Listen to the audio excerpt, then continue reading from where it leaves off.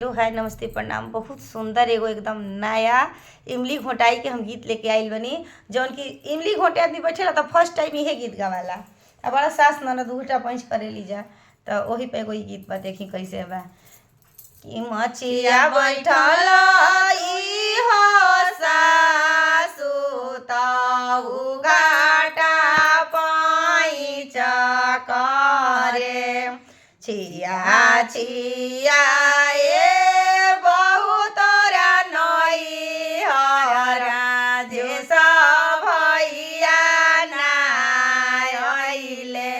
छिया छिया बहुत नई हर सती भैया नाइले जानी सासु आंगन लिपाव चौकावा पूरा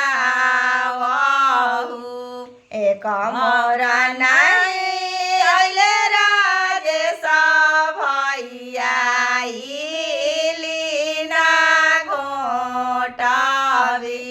एकांत में नहीं अइले सती भैया मिली ना घोटावी दुआरा पर घोड़ा ही नहीं नइले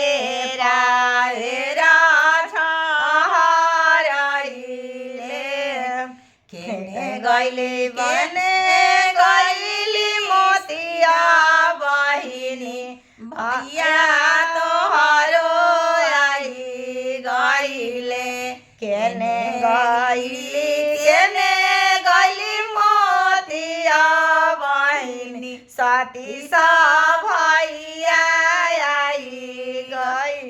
अब सासु आंगन लिपाव चौकावा पूरा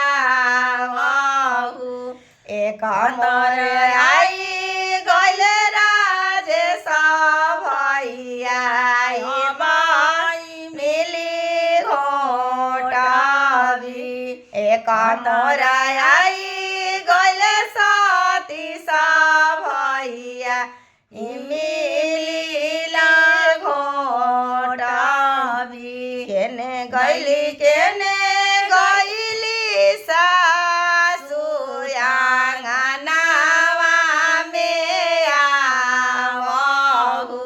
देखो सासु नैहर के आदरवा राजेश भैया आई गइले। देखो सासु नैहर के आदरवा सती भैया आई। अरे देखो सासु नैहर के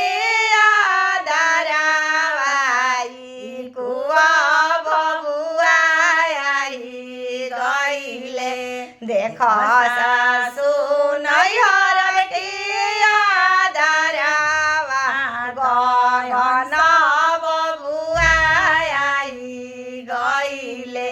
देखी कितना खुशी भइल, बड़ा हंसले रही सब भाई भतीजा आके इमली घोटा देलस।